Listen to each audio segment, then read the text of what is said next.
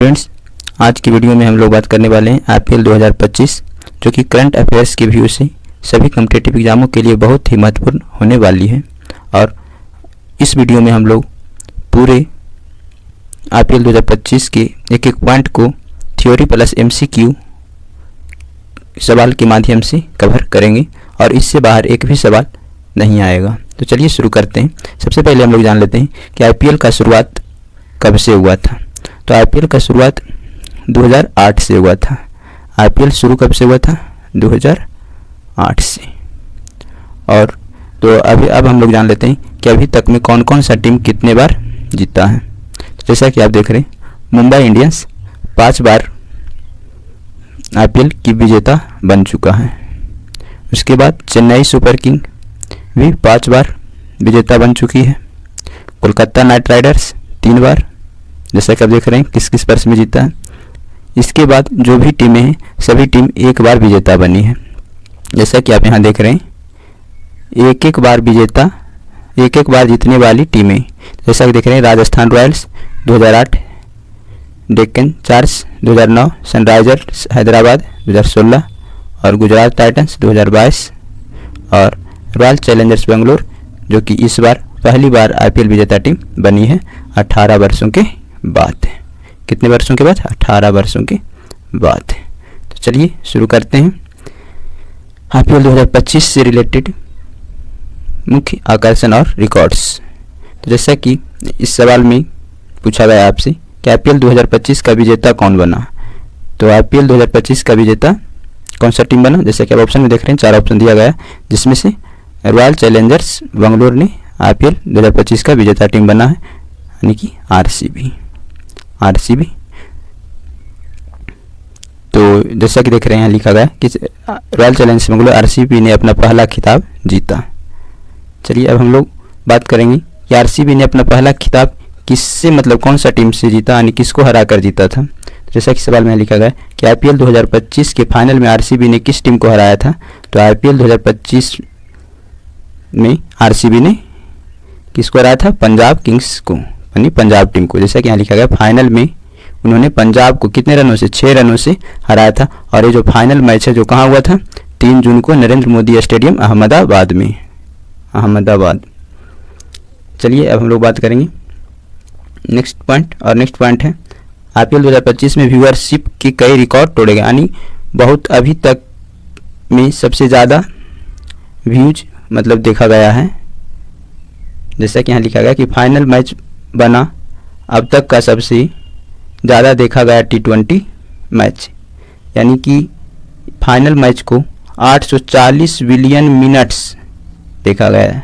Direct आपको question में देखने को मिल सकता है कि फाइनल मैच को कितने मिनट्स तक देखा गया था। तो 840 बिलियन मिनट्स। जैसा कि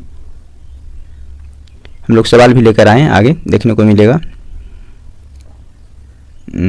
चलिए चलते हैं हम लोग थर्ड सवाल पे। जैसा कि तीसरा सवाल, आईपीएल 2025 में कौन सा मैच सबसे ज़्यादा देखा गया। तो डायरेक्ट देखिए आपका कौन सा मैच हो जाएगा?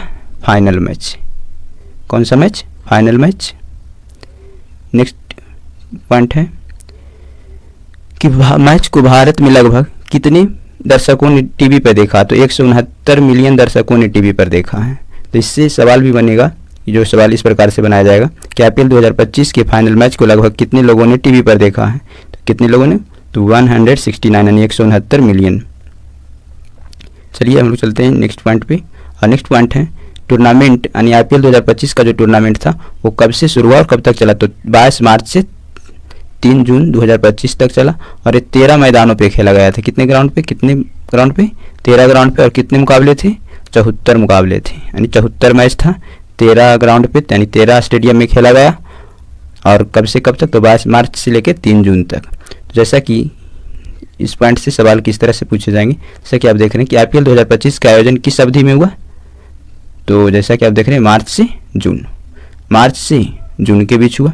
चलिए हम चलते हैं नेक्स्ट सवाल पे। और नेक्स्ट सवाल यहाँ से पूछा जाएगा कि आईपीएल 2025 कितने मैदानों पर मुकाबले खेले गए थे। यानी आईपीएल 2025 में कितने मैदानों पर मुकाबले खेले गए थे। तो कितने मैदानों पे? 13। जैसा कि हम लोग ऊपर में भी देखें 13 मैदान पे, यानी 13 स्टेडियम में खेला गया था। चलिए नेक्स्ट पॉइंट है 9 मई से 16 मई तक मैच स्थगित किए गए थे। यानी जैसा कि आप देख रहे थे कि 9 मई से 16 मई तक मैच आईपीएल का जो भी मैच था उसे रोक दिया गया था। वो रोका क्यों गया था? भारत पाक तनाव के कारण। लेकिन इसे पुनः स्टार्ट यानी फिर से शुरू कब किया गया? 17 मई से फिर से शुरू किया गया। तो जैसा कि इस पॉइंट से भी सवाल आपसे पूछ सकता है कि आईपीएल 2025 के दौरान मैच क्यों स्थगित किए गए थे? तो किस कारण से स्थगित किए गए थे? भारत पाक तनाव के कारण। भारत पाक तनाव के कारण। चलिए हम लोग चलते हैं नेक्स्ट पॉइंट पे। और नेक्स्ट पॉइंट यहाँ पे बताया गया कि सर्वश्रेष्ठ खिलाड़ी यानी MVP यानी मोस्ट वैल्यूएबल प्लेयर, तो जो कि सूर्या कुमार यादव। यदि आपसे पूछा जाए मोस्ट वैल्यूएबल प्लेयर सर्वश्रेष्ठ खिलाड़ी तो सूर्या कुमार यादव जो कि मुंबई इंडियंस टीम से थे। और यदि पूछा जाए सर्वाधिक रन यानी किस प्लेयर ने बनाया तो साई सुदर्शन जो कि गुजरात टाइटंस से थे। जो कि गुजरात टाइटंस से कितने रन? 759 रन। और सर्वाधिक विकेट यदि पूछा जाए तो प्रसिद्ध कृष्णा, ये भी गुजरात टाइटंस से 25 विकेट हासिल किए थे। तो जैसा कि आप सवाल देख रहे हैं, सवाल किस तरह से पूछा जाएगा कि आईपीएल 2025 का मोस्ट वैल्यूएबल प्लेयर कौन था? तो आपका आंसर हो जाएगा सूर्या कुमार यादव। चलिए और इसी पॉइंट से और भी सवाल बनेंगे जो इस तरह से रहेगा कि आईपीएल 2025 में सर्वाधिक रन किस खिलाड़ी ने बनाए? तो सर्वाधिक रन किसने बनाए थे? साई सुदर्शन ने। यानी कितने रन? 759 रन। चलिए चलते हैं नेक्स्ट सवाल पे। और यदि पूछा जाए आपसे कि आईपीएल 2025 में सर्वाधिक विकेट किस गेंदबाज ने लिए? तो सर्वाधिक विकेट किस गेंदबाज ने? तो प्रसिद्ध कृष्णा ने। और दोनों किस टीम से थे? ये दोनों किस टीम से थे? यानी जीटी यानी गुजरात टाइटंस से थे। दोनों ही गुजरात टाइटंस से थे। चलिए चलते हैं नेक्स्ट पॉइंट। और नेक्स्ट पॉइंट है राजनीतिक और सुरक्षा घटनाएं। तो जैसा कि देखा गया था कि 9 मई से 17 मई तक मैच को रोका गया था। तो यहाँ पे लिखा गया है कि 9 मई को धर्मशाला स्टेडियम में, किस स्टेडियम में याद रखिएगा, यही पूछा जाएगा आपसे, किस स्टेडियम में? धर्मशाला स्टेडियम में एक मैच फ्लड लाइट फेल होने के कारण बीच में रोक दिया गया। यह घटना भारत पाक तनाव के दौरान हुई थी। यानी ये जो मैच रोका गया है उस दौरान भारत और पाक के बीच तनाव जारी था। तो जैसा कि आपसे सवाल बनेगा इस पॉइंट से कि आईपीएल 2025 के दौरान किस शहर में फ्लड लाइट फेल होने की घटना हुई थी? तो किस शहर में? तो धर्मशाला में। याद रखिएगा इस तरीके से ऑप्शन दिया जाएगा और उसमें से आपको सिलेक्ट करना है धर्मशाला। चलिए उसके बाद है कि बाद में पाकिस्तान के रक्षा मंत्री ने दावा किया, जो मैच फ्लड लाइट के कारण जो स्थगित किया गया था, रोका गया था, उसमें से पाकिस्तान के रक्षा मंत्री ने कहा कि यह साइबर हमला था, लेकिन इसकी पुष्टि नहीं हो सकी। तो इस पॉइंट से भी सवाल पूछे जाएंगे, जो सवाल इस तरह से बनाए जाएंगे। पाकिस्तान के रक्षा मंत्री ने आईपीएल के दौरान किस तरह के साइबर हमले का दावा किया था? तो जैसा कि आप ऑप्शन देख रहे हैं और चारों ऑप्शन में से हो जाएगा option number C, flood light floor के पीछे साइबर हमला। चलते हैं नेक्स्ट पॉइंट पे। और नेक्स्ट पॉइंट है फ्रेंचाइजी और खिलाड़ी अपडेट। यानी किस खिलाड़ियों से रिलेटेड हम लोग बात करेंगे। तो जैसा कि देख रहे हैं कि बीसीसीआई यानी जो भारत का क्रिकेट बोर्ड है, बीसीसीआई ने विदेशी खिलाड़ियों की अनुपस्थिति के कारण टीमों को अस्थायी रिप्लेसमेंट खिलाड़ियों को साइन करने की अनुमति दी थी। यानी यदि कोई भी विदेशी खिलाड़ी अनुपस्थित होते हैं तो उनके जगह पे अस्थायी रिप्लेसमेंट खिलाड़ियों को मतलब आप खिला सकते हैं, लेकिन खिलाड़ी अगले सीजन के लिए रिटेन नहीं किए जा सकते हैं। जैसा कि देख रहे हैं आप कि इस पॉइंट से सवाल किस तरीके से बनाए जाएंगे। तो सवाल नंबर 13 है कि आईपीएल 2025 में बीसीसीआई ने किन खिलाड़ियों को अस्थायी रिप्लेसमेंट की अनुमति दी थी? तो केवल विदेशी खिलाड़ी को। किस खिलाड़ी को? विदेशी खिलाड़ी को। अब हम लोग बात करेंगे मेगा ऑक्शन 2025 में कई चौंकाने वाले बदलाव हुए थे। तो जैसा कि कुछ खिलाड़ी थे जिसको पिछले वर्ष यानी 2024 में बहुत कम पैसा मिला था, लेकिन इस बार बहुत ज़्यादा पैसा मिला, और उसी तरह से कुछ खिलाड़ी वैसे हैं कि जिन्हें 2024 में बहुत ज़्यादा पैसा मिला था लेकिन इस बार बहुत कम पैसा मिला। तो जैसा कि आप देख रहे हैं इसमें जितेश शर्मा का नाम है। जितेश शर्मा को 20 लाख से 11 करोड़ में खरीदा गया। यानी पिछले साल इन्हें 20 लाख मात्र मिला था, लेकिन इस साल इन्हें 11 करोड़ मिला है। तो जैसा कि इस पॉइंट से सवाल बनेगा कि आईपीएल 2025 की नीलामी में किस खिलाड़ी को 20 लाख से 11 करोड़ में खरीदा गया? तो आपका करेक्ट आंसर हो जाएगा जितेश शर्मा।